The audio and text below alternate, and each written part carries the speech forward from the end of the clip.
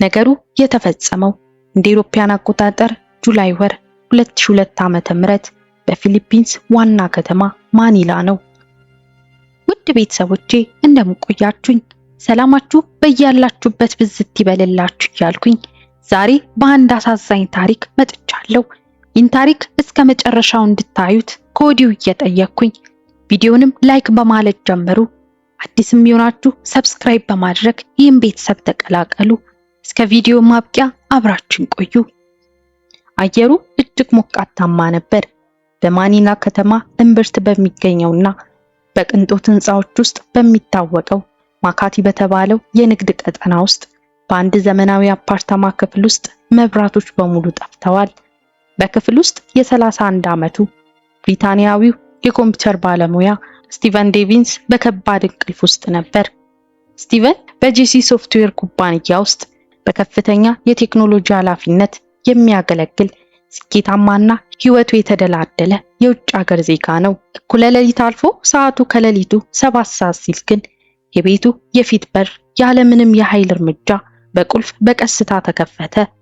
በዚያች ቅጽበት በቤት ውስጥ የነበረው የስቲቨን የሥራ ባልደረባ ማይክል የሆነ ሰው የቀለደ መስሎት ዛሬ ምን እያደረክ ነው ሲል ጠይቆ ነበር። ነገር ግን መልስ የሰጠው ስቲቨን አልነበረም። ይልቁንም ፊታቸውን የሸፈኑና ገዳይ መሳሪያ የጨበጡ 3 ወንዶች ወደ ክፍሉ ዘልቀው ገቡ። ሳይንቀሳቀስ እጅና እግሩ የታሰረው ማይክል በፍርሃት እየተንቀጠቀጠ ሳለ የታጠቁ ሰዎች በቀጥታ ስቲቨን ወደተኛበት መኝታ ክፍል አመሩ። በመቀጠልም በዚያ ጸጥተኛ ሌሊት ውስጥ 4 ተከታታይ የጥይት ድምጾች አስተጋቡ። ስቲቨን በተኛበት በጀርባው ላይ በተተኮሱ 4 ጥይቶች ህይወቱ ወዲያውኑ አለፈ። ነገሩ እዚህ ጋር ነው የሚገርመው። ፖሊሶች ወደ ስፍራው ደርሰው ምርመራ ሲጀምሩ አንድ ትልቅ እንቆቅልሽ ገጠማቸው። ገዳዮቹ ወደ አፓርታማው የገቡት በሩን ሰብረው ወይም መስኮት ሰብረው አልነበረም።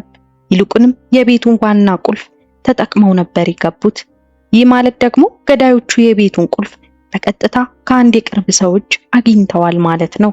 ፖሊስ የስቲቨንን የቅርብ ሰዎችን ማጣራት ሲጀምር ቀስቱ በቀጥታ ወደ አንዲት ሴት መዞር ጀመረ። እሷም የስቲቨን ውድ ሚስት የ2 ልጆች እናትና በወቅቱ ገና የ23 ዓመት ወጣት የነበረችው ኤቭሊን ቦሆል ነበረች። ስቲቨን በፊሊፒንስ በቅንጦትና በሀብት የሚኖርበትን ገንዘብ የሚያገኝ ለሚስቱ ኤቭሊንም የተደላደለ ህይወት የሰጠ ሰው ነበር። ታዲያ ይህን የመሰለ የቅንጦት ህይወት የሚመራው ይኸው ስደተኛ ለምን በዚህ መልክ ሊገደል ቻለ? በስቲቨን እና በኤቭሊን መካከል የነበረው ትዳር ከጀርባውስ ምን አይነት አስፈሪ ምስጢር ተደብቆ ነበር? የስቲቨን እና የኤቭሊን ታሪክ መጀመሪያው እጅግ አስደሳችና በፍቅር የተሞላ ይመስል ነበር። ስቲቨን ዴቪንስ በቴክኖሎጂው ዓለም ትልቅ ስኬት ላይ የደረሰ በተለይም በብሪታንያና በፊሊፒንስ መካከል እየተመላለሰ የሚሰራ ጎበዝ መሐንዲስ ነበር። በማኒላ ከተማ በሚገኝ አንድ የምሽት ክበብ ውስጥ ኤቭሊን ቦሆልን ለመጀመሪያ ጊዜ ሲያገኛት በወጣትነቷና በውበቷ ወዲያውኑ ተማረከ። በወቅቱ ኤቭሊን ገና የ19 ዓመት ወጣት የነበረች ሲሆን ከዚህ ትውውቅ በኋላ ስቲቨን ኤቭሊንን ከድህነት ህይወት አውጥቶ ፍጹም የተደላደለና የቅንጦት ኑሮ አጎናጸፋት። ብዙም ሳይቆይ ተጋቡ። 2 ልጆችንም አፈሩ። ስቲቨን ለሚስቱ ያለው ፍቅር እጅግ ጥልቅ ከመሆኑ የተነሳ በማኒላ ከተማ ውስጥ እጅግ ውድ የሆኑ ንብረቶችን፣ ዘመናዊ መኪኖችንና ትላልቅ አፓርታማዎችን በስሟ መመስገብ ጀመረ። የፊሊፒንስን የውጭ ሀገር ዜጎች መሬትና ቋሚ ንብረት በቀጥታ በስማቸው እንዳይገዙ ስለሚከለክል ስቲቨን ያፈራውን ሀብት በሙሉ በሚስቱ በኤቭሊን ስም ማድረግ ግዴታውም ጭምር ነበር። ይሁን እንጂ ይህ ታላቅ እምነትና ፍቅር በውስጡ ከባድ መርዝ እየቋጠረ ነበር። ኤቭሊን ከስቲቨን በምታገኘው ገንዘብ እየተዝናናች ባለችበት ወቅት ከጀርባው ሌላ ምስጢራዊ ህይወት መምራት ጀመረች።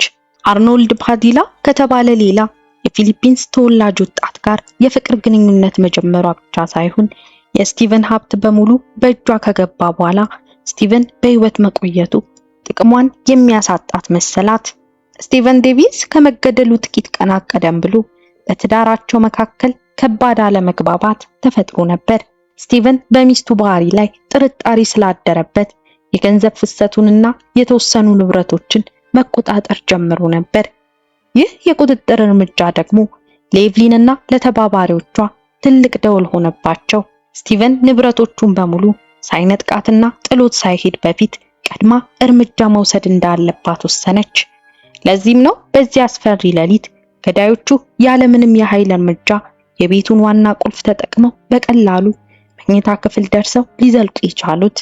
ያ ቁልፍ የተሰጣቸው በቀጥታ ከኤቭሊን እጅ ነበር። ፖሊስ ማጣራቱን አጠናክሮ ሲቀጥል ኤቭሊንና ፍቅረኛዋ አርኖልድ እንዲሁም ወንድሟ መላውን የግድያ ሴራ አብረው እንደሸረቡ የሚያሳዩ ጠንካራ መረጃዎች መውጣት ጀመሩ። ነገር ግን ፖሊስ እውነቱን አውጥቶ የእስር ማዘዣ ከመቁረጡ በፊት ኤቭሊን ቦል ከነልጆቿና ከነገንዘቧ ድንገት ከአድማስ በታች ተሰወረች።